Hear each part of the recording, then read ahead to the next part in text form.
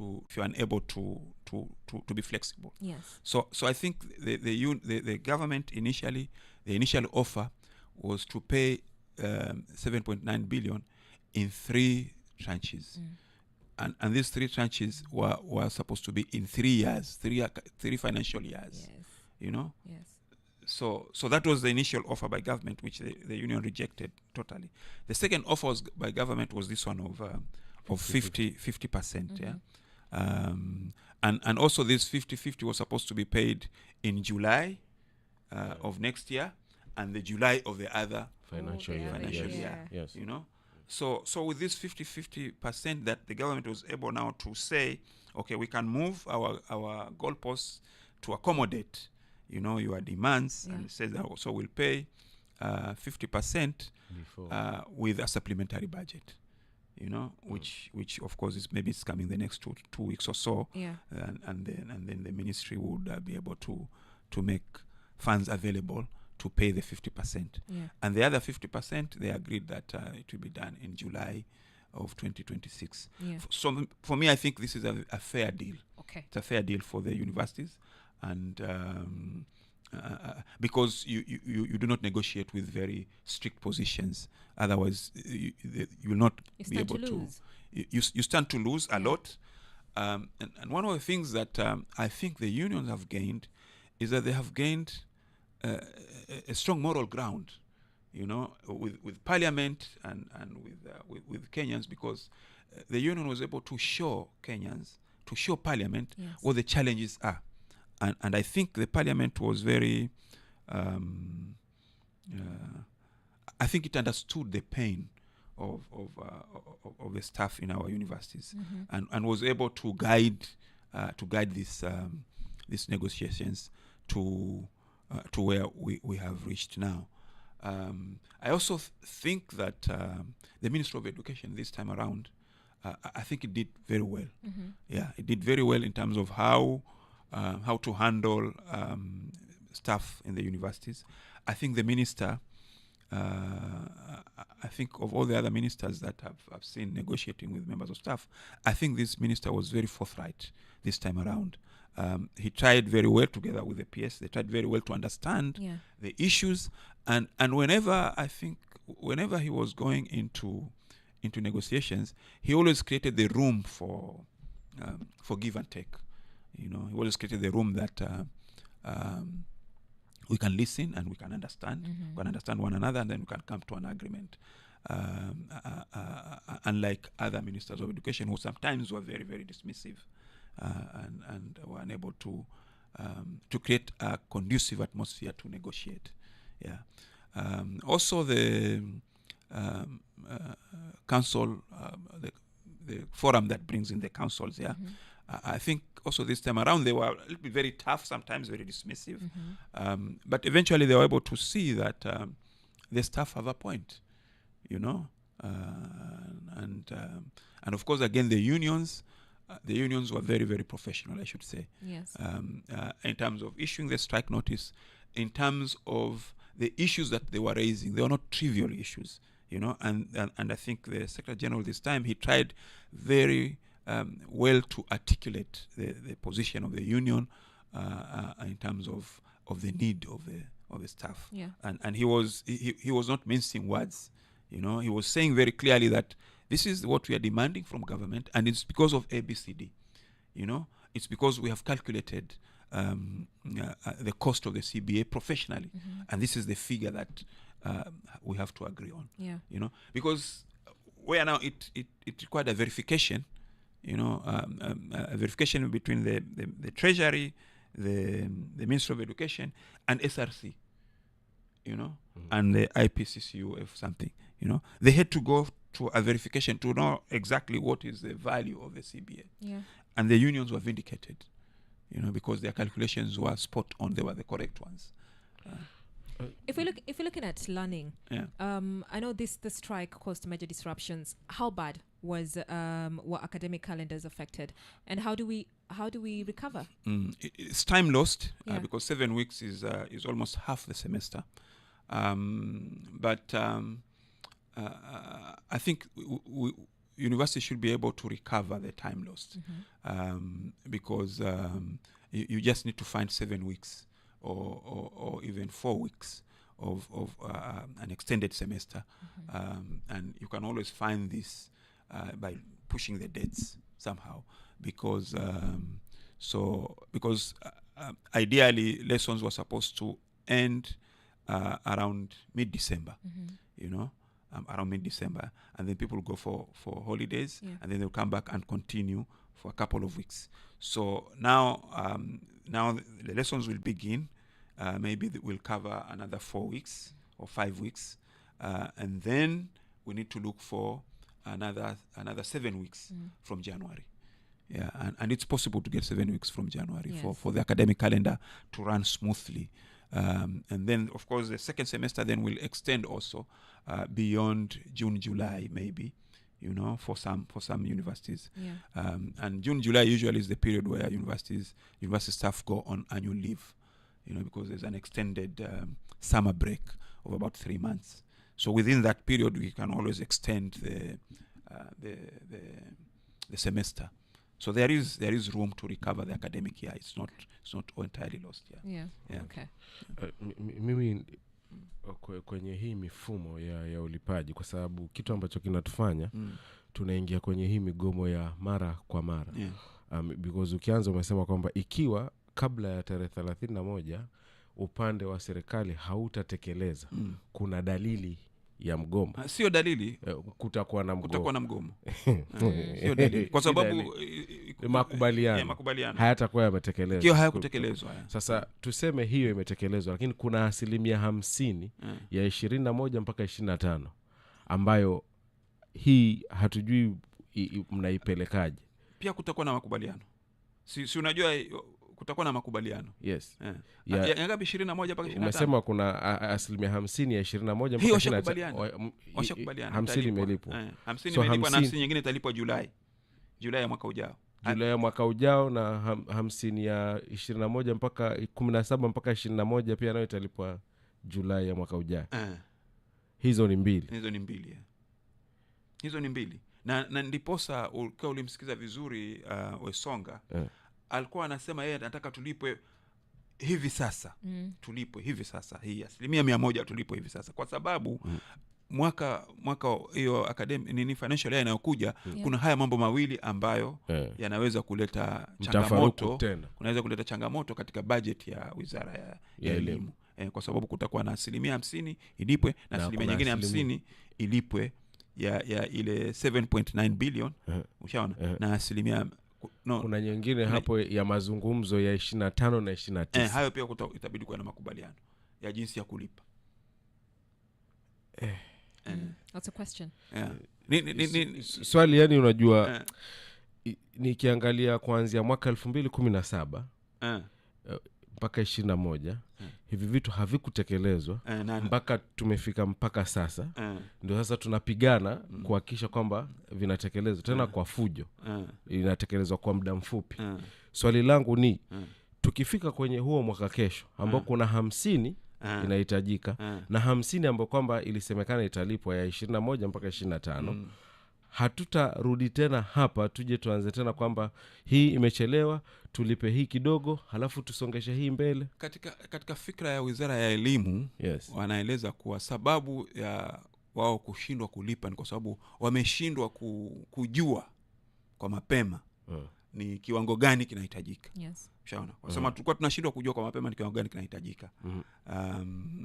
Sasa lakini kwa sababu sasa watajua, then wao watajipanga katika manake zile sector budgets. Ushaona, walitoa hiyo, watajipanga katika sector budget yao kwa katika Wizara ya Elimu tuna hii malipo haya na malipo haya na malipo haya. Na kwa sababu Wizara ya Fedha ilikuwa pale. Ndio. Ushaona?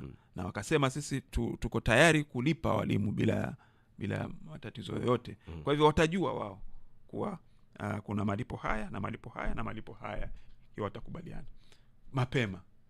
Kama alivyosema, lazima tujue mapema ili wajipange. Tatizo moja ambalo alilieleza waziri wa elimu ni kwa nini tunapata hizi changamoto. Ni kwa sababu kulingana na maelezo yake, ni kwa sababu mara nyingi hizi CBA makubaliano haya yanafanywa mwisho wa ule muhula. Naelewa, haya makubaliano yanafanywa mwisho, maanake yanasukuma mpaka mwisho wa muhula. Kwa mfano 2017 2021 yes, makubaliano yanafanywa mwisho wa muhula. Badala yafanywe 2017 yanafanywa 2021. Ndio joto linapanda. Sasa ndio joto linapanda sasa, alafu aria zinakuwa nyingi. Unaona, serikali inasema sasa pesa hizi tutatoa wapi sisi? Lakini hivi sasa kwa mfano kama hii 2025 2029 kama watakubaliana kwa mfano katika siku 30 zijazo, basi utakuwa ile unajua hela ni ngapi, unajua ni ngapi. Kwa hivyo unajipanga kila mwaka, unajipanga. Prof, what should both sides prioritize in the 2025-2029 CBA? First is again improved salaries. Okay. That is very important. And then there are other benefits that other public workers get which universities do not get. For example, there are issues to do with car loans, mortgage loans. University workers do not enjoy these, while other public officers enjoy this. You know, so those are issues that they are going to be considered. Health insurance. Most universities workers do not have health insurance. You know. What do you mean? They do not have a health insurance. Okay. Yeah. No, they don't have. Sasa hizi ni vitu gani? What do you mean they do not have health insurance? What are you people saying? You ask the university workers. Yeah. Oh, you now that's non-teaching. All. Hata wewe. Like right now, How if now? I fall sick here, I have to use pay your my money. own bills. Because our which is all negotiated, you know. The health insurance component is part of the negotiation. So like right now, in my university, we don't have the cover for the last like 3 months. What nizi ni gani kwa hii? For the last 3 months. For the last 3 months, because before then we had. Okay. But of course, sometimes some universities are unique. Other universities, they don't have health insurance. They have to go to the hospital, they pay, and then the university refunds. So other universities provide for their staff? Others they plan and provide for their staff. Yeah. Others don't. Should it be a similar situation with the what do you call it? We have, is it the teachers? The teachers like the teachers. Yeah, the teachers they have. They have. Yeah. Wako Yes, na they they iko have discussed na inalipo hata walikataa itolewe, sijui pesa itolewe kwa shirika fulani, I don't want to mention it, ile iwekwe kwa SHA. So that kind of insurance is what the members of staff. Right now, like in my university, we don't have. Okay, and it is because of these issues of negotiations, you know. Like in my university, we have, but because of these issues of negotiations, we do not have the cover right now. There are other universities which don't have at all. Like they have to go to the hospital, they pay, and then they get refunded by the university. So that's the challenge that universities have. Yeah. That's huge. Yeah. In your opinion, Prof, what steps could end the cycle of strikes once and for all? Because I mean, it cannot be over and over again. I think timely negotiations is very important. Okay. It's very important. Yeah. And also people have to understand the worth of people in the universities. There is some kind of feeling in the universities that the government doesn't really honor their skills. It doesn't honor their knowledge. It doesn't feel that they are very important workers in the republic. So there is a need to change that attitude. Do you feel that way? At a personal level, no. But because I'm a proud person, you know, like I know my worth. You know, I know my skills and I know my competitiveness. Do you feel like we've got into a space where we disregard the role of our lecturers? To a large extent, I think they are neglected. Yeah, I think they're not given the space to work comfortably. You know, if you go to the universities, you'll be surprised that there are some lecturers who don't have even offices. You know, they don't have offices. It's a very big embarrassment. You know, if you go to the university, you find that lecture rooms are completely dilapidated. You know, it's not comparable to international standards of a university lecture hall. you know. So these are issues that when they say the conditions of service, you know, the places that we people work, they have to be comparable. You have a better office here, you know, if you compare to the you have how many computers? You have 1, 2, 3, maybe 4. Yeah, it's a lot. You have a lot all over the room, you know. But you can go to a lecturer's office and you don't find this kind of standards, you know. And this is not luxury. This is, you know, the standard equipment that you're supposed to have in your office, and you don't find in universities. So there is a challenge in terms of funding universities and keeping universities at a comparable level. You know, I've been to universities in this country, outside this country, and I see the levels at which other universities are. And if you come home, then you start feeling like, no, there is something wrong with us. There is something wrong with us. Yeah, people have advanced, you know, in terms of providing facilities for a lecture room, you know. Unafikiri hiyo because hizi university ambazo tunazungumzia to base tu kwenye university za serikali which wewe unazijua na zimekweko nyingi unazifahamu, tusitaje hata kwa majina. Ni kwamba kwa hiki kipindi chote ni kwamba wanapuuza au hawataki tena kuzalisha quality, au tatizo ni nini kuboresha hiyo miundo msingi na kila kitu? Unajua 21st century na bado unajua tatizo ni serikali kila saa inalalamika haina pesa. Haswa ikija kwa masuala ya elimu, wizara ya elimu. Kila siku serikali inalalamika hatuna pesa. Unaona? Sasa ni kuuliza, je, kweli serikali ina nia nzuri na kuelimisha wananchi wake, ama inafikiria si jukumu lake kutoa, manake kusaidia wizara ya elimu kuweza kutekeleza majukumu yake vile inavyotakikana? Kwa sababu kila saa utakuta zile sekta muhimu kabisa zinakumbwa na changamoto. Elimu, afya. Utakuta mara nyingi hapa ndipo kunapotokea changamoto. Na kwa sababu serikali inahitajika kuwekeza kiwango kikubwa sana cha fedha katika sekta hizi mbili, na serikali saa nyingine haiko tayari, inalalamika tu kuwa hatuna pesa. Katika bunge juzi ulimsikia CS wa Treasury, yeye alikuwa anasema tu hatuna pesa bwana, hatuna pesa. Serikali haina pesa, hatuwezi kulipa hii kwa pamoja, hatuwezi. Unaelewa? So akisema hivyo utamwambia nini tena? Hauna la kumwambia kwamba anasema hana pesa. Ushaona? Lakini watazunguka huko. Unaelewa? So kuna haja kubwa kabisa ya serikali pengine kubadilisha mtazamo wake wa elimu na jinsi wa elimu na afya, na jinsi gani ya kufund hizi sekta mbili muhimu sana. Yes. All right. So Prof, I'm going to ask you 3 questions. Yeah. One word to describe Kenya's higher education system right now. Yeah. You know, people don't understand this, but Kenyan higher education system is very competitive. You know, they have qualified staff. You know, it's just the infrastructure that is a challenge. You know, but in terms of staff, the competitiveness of its staff is world class. So your one word to describe Kenya's higher education system right now is that it's competitive.